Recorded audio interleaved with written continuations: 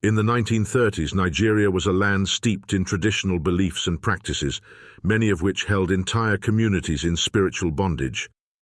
But God raised up a man of uncommon faith, a man who would change the spiritual landscape of Nigeria forever, Apostle Joseph Ayo Babalola.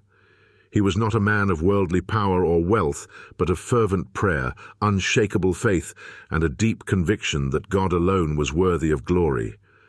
One day, Babalola received a vision directing him to a small village called Okeoye in Ilesha.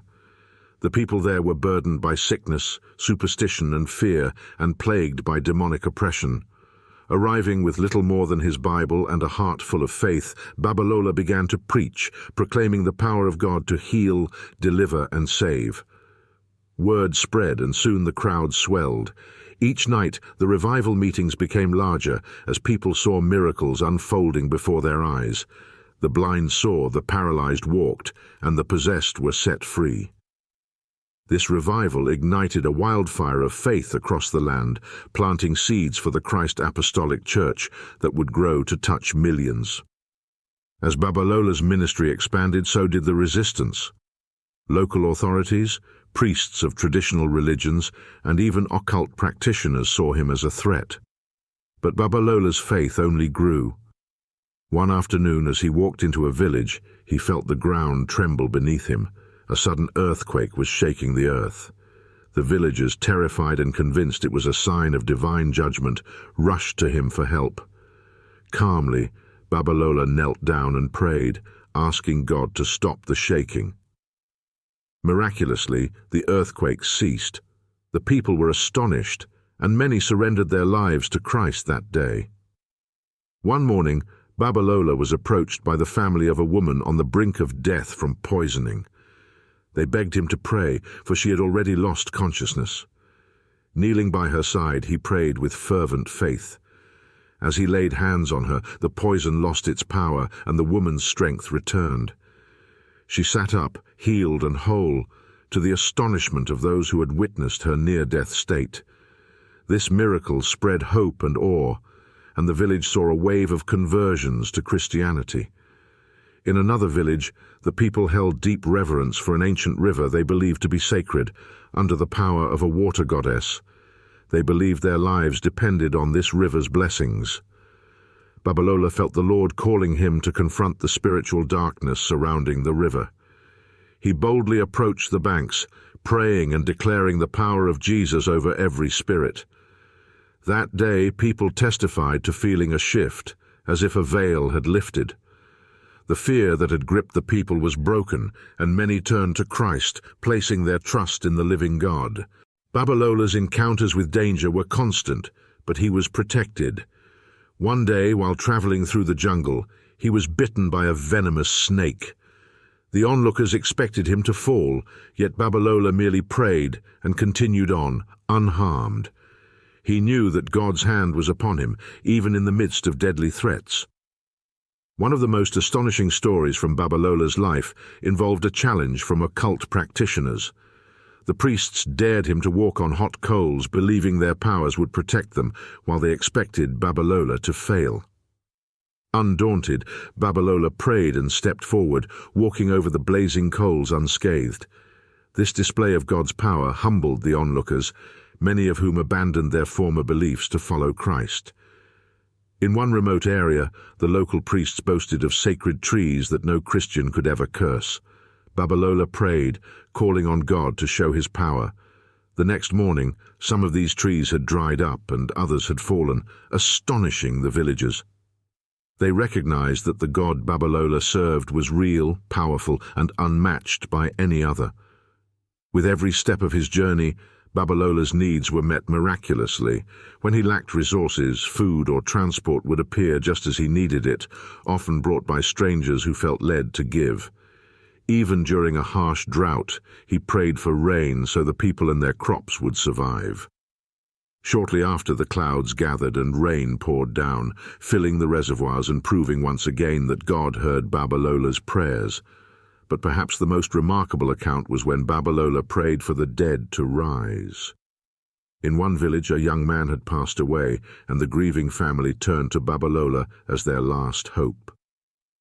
Laying hands on the young man, Babalola prayed with great faith, and to the astonishment of the mourners, the man began to breathe again. He rose to his feet, alive and well, and the entire village celebrated, with many souls turning to Christ in wonder and awe. Throughout his ministry, Apostle Babalola witnessed thousands come to faith, delivered from sickness, superstition, and spiritual oppression. His legacy lives on as a testament to the power of prayer, the courage of a man fully surrendered to God, and the unmatched authority of Jesus over all things. His life taught countless people that no matter the darkness, God's light will always break through, and that faith, even the size of a mustard seed, can indeed move mountains. Apostle Joseph Ayo Babalola wasn't a man who waited for miracles to happen. Rather, he was a man known for his extraordinary prayer life, and many stories and testimonies from his ministry reflect this dedication. His approach to prayer was intense, deeply personal, and often prolonged. Babalola often prayed for long hours, sometimes through the night. He believed that communion with God was essential to his calling and ministry, and he would often retreat to quiet places, mountains or forests, to seek God in solitude. For him, prayer wasn't simply an activity, but the foundation of his ministry and his primary means of spiritual empowerment. Fasting was a major part of Babalola's spiritual discipline.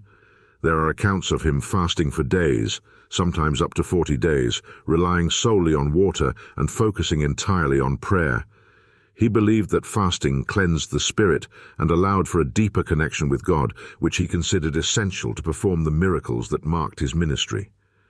Many of Babalola's prayers were intense and focused on spiritual warfare.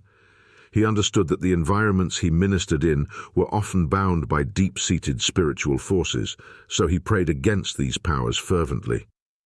People reported that when he prayed they could feel a tangible intensity, as if he were waging a battle against unseen forces.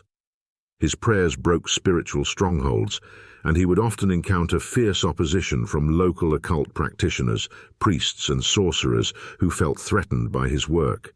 During revivals, Babalola would sometimes pray from morning till night, covering the gatherings in prayer and invoking God's power over each meeting. There were times when he barely rested, sustained only by prayer.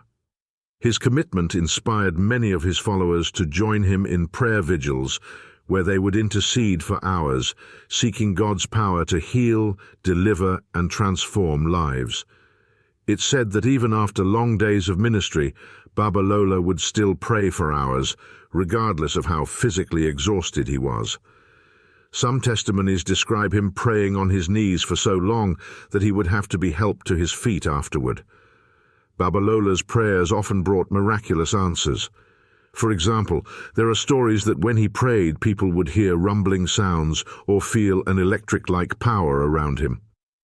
On one occasion, while praying for rain during a drought, he continued praying until the skies opened and rain poured down, much to the amazement of onlookers.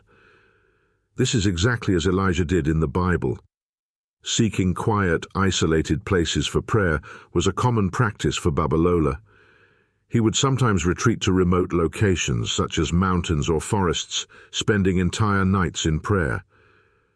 People who accompanied him recounted that he preferred solitude during these times, believing that isolation helped him hear God more clearly. Babalola prayed in a unique way, often with a powerful, authoritative tone that inspired those around him. Some accounts say that he would pray in tongues for hours, switching between languages that were not always understood. His vocal intensity and repetition in prayer became well known.